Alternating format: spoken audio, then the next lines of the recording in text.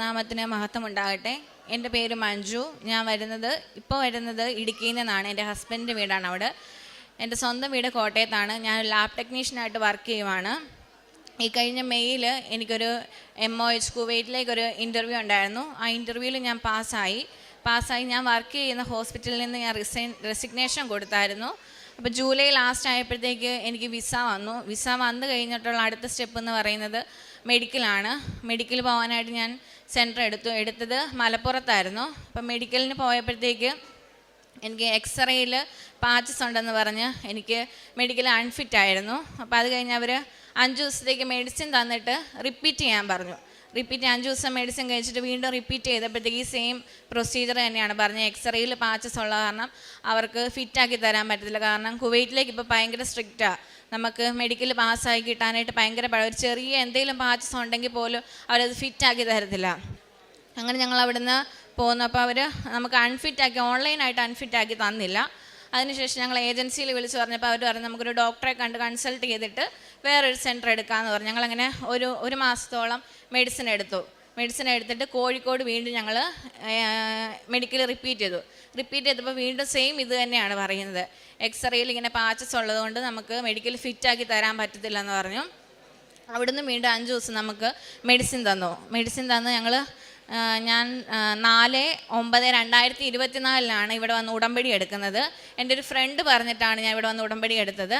ആദ്യമൊക്കെ ഉടമ്പടി എടുക്കാൻ പേടിയായിരുന്നു. കാരണം കറക്റ്റായിട്ട് കാര്യങ്ങളൊന്നും ചെയ്തില്ലെങ്കിൽ അത് എന്താകും, നമുക്കതിൻ്റെ പ്രതിഫലം എന്തായിരിക്കും എന്ന് അറിയത്തില്ലായിരുന്നു. അത് കാരണം ഞാൻ കഴിഞ്ഞ മാസം 4-ാം തീയതി ഇവിടെ വന്ന് ഉടമ്പടി എടുത്തു. ഉടമ്പടിയിൽ ആദ്യത്തെ നിബന്ധനയായിട്ട് ഞാൻ വെച്ചത് എൻ്റെ ഈ മെഡിക്കൽ ഫിറ്റാക്കി തരണം എന്നുള്ളതായിരുന്നു. 4-ാം തീയതി ഇവിടെ വന്ന് ഞാൻ ഉടമ്പടി എടുത്തു. പിറ്റേ ദിവസം ഞായറാണ്. പിന്നെ തിങ്കളാഴ്ച 6-ാം തീയതി ഞാൻ പോയി മെഡിക്കൽ എടുത്തപ്പോൾ വീണ്ടും സെയിം ഇത് തന്നെയാണ് പറയുന്നത്. എക്സ്റേയിൽ പാച്ചസ് ആയതുകൊണ്ട് നമുക്ക് ഫിറ്റാക്കി തരാൻ പറ്റത്തില്ലെന്ന് പറഞ്ഞു. അപ്പോൾ എന്ത് ചെയ്യണമെന്ന് അറിയത്തില്ല. ഉടമ്പടി എടുത്തിട്ടും എന്ത് പറ്റിയെന്ന് ആലോചിച്ച് നോക്കിയപ്പോഴത്തേക്ക് ഉടമ്പടിയിൽ നമുക്ക് 6 നിബന്ധനകളാണ് പറയുന്നത്.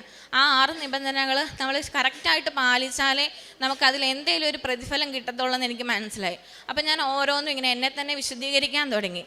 കുർബാന കൂടണം, ബൈബിള് വായിക്കണം, കാരുണ്യ പ്രവർത്തികൾ ചെയ്യണം. അങ്ങനെ ഓരോന്നും ഞാൻ ഓർഡർ അനുസരിച്ച് ചെയ്യാൻ തുടങ്ങി. അങ്ങനെ ഇരിക്കുമ്പോൾ ഈ കഴിഞ്ഞ ദിവസം 28-ാം തീയതി സെപ്റ്റംബർ 28-ാം തീയതി അച്ഛൻ്റെ ഒരു ടോക്ക് ഉണ്ടായിരുന്നു. അതിൽ അച്ഛനൊരു ഡേറ്റ് എടുത്തെടുത്ത് പറയുന്നുണ്ട് 30 എന്നുള്ളത്. അപ്പം ഞാൻ കലണ്ടറെ നോക്കിയപ്പോൾ ഞാൻ മാതാവിനോട് ചോദിച്ചു, മാതാവ് നീ എന്നോട് എന്തെങ്കിലും പറയുന്നതാണോ എന്ന് ചോദിച്ചു.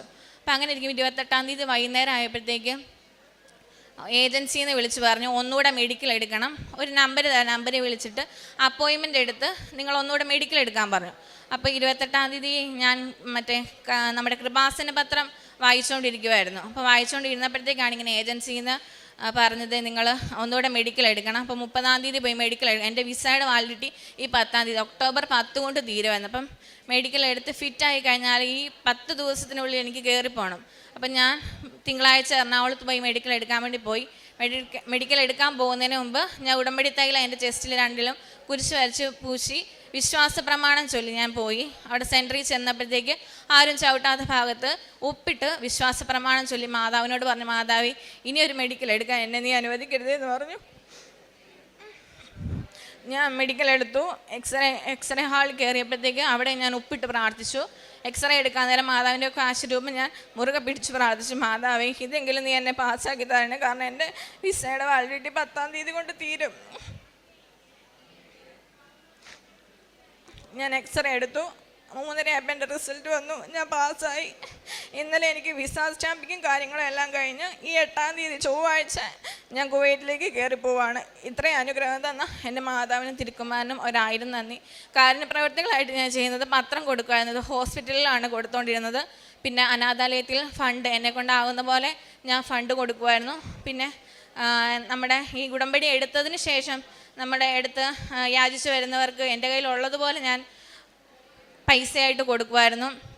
ആത്മീയ ജീവിതത്തിൽ എന്ന് പറഞ്ഞു കഴിഞ്ഞാൽ കുർബാന ഞാൻ ഒരിക്കലും മുടക്കത്തില്ല. ആദ്യമൊക്കെ ഇച്ചിരി എനിക്ക് 2 ട്വിൻസ് പിള്ളേർ, അപ്പോൾ അവരായിട്ട് പോകാൻ ബുദ്ധിമുട്ടായതുകൊണ്ട് പിന്നെ ഞാൻ ഓർത്തു എന്നാൽ അവരെ ആയിട്ടും പോകാമെന്ന് ഓർത്ത് എന്നും രാവിലെ ഞാൻ എൻ്റെ 2 മക്കളെ ആയിട്ടാണ് ഞാൻ കുർബാനയ്ക്ക് പോയിക്കൊണ്ടിരിക്കുന്നത്. പിന്നെ ബൈബിള് വായന 1/2 മണിക്കൂർ ഉറപ്പായിട്ടും ഞാൻ വായിച്ചിരിക്കും.